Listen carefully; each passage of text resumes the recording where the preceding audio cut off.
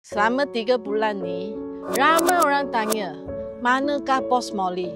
Sebenarnya, mak Bos Molly dah meninggal dunia. Dan punca sakit dia adalah stroke. Saya dah kena stroke sebab darah tinggi. High blood pressure. Pecah atau dia tak boleh go through. Tahukah anda, stroke ialah pembunuh nombor ketiga di Malaysia. Bila saya kena stroke, saya punya badan memang sebelah memang tak rasa. My left side is tak boleh gerak.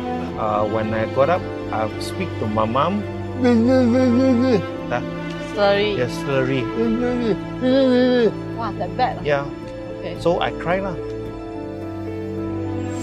Ramai orang ingat tidak dapat dirawati. Tetapi sebenarnya boleh. Baru-baru ini, saya berperkenalkan dengan Persatuan Angin Akhmar Kebangsaan Malaysia iaitu NASAM. So, NASAM ni adalah sebuah NGO yang memberi perkhidmatan untuk one-to-one and then group terapi. So, basically kalau dekat sini, kita ada more untuk community service dan untuk caregiver support juga. So, untuk bukan patient saja yang boleh datang sini, caregiver. Contoh orang yang jaga patient pun boleh datang untuk dapat support. Salah satu seorang patient saya, so bila dia kena stroke macam tu, dia rasa macam dia nak give up dengan life dia. And then dia datang sini, and then dia ada buat one-to-one dengan saya.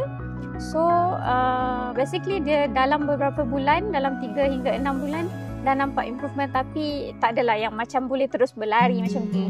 Tapi dia still ada improvement. But the difference between NASAM here, which I enjoy, is we are doing in the group.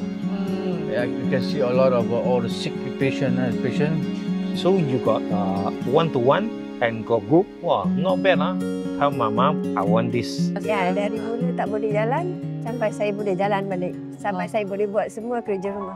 Saya canangkan kalau siapa juga yang kena stroke, datanglah ke NASAM untuk buat fisioterapi. Fisioterapi memang bagus untuk pesakit stroke. It's much more cheaper. Much more cheaper. Yes. My advice is go to NASAM. It gives people a lot of chance to get better, and those patients that comes in, they can interact with each other.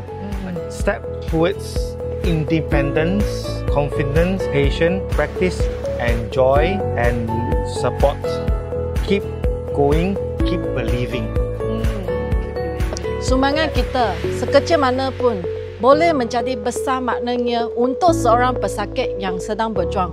Marilah kita semua hurufkan sumbangan kepada NASAM melalui nasam.org.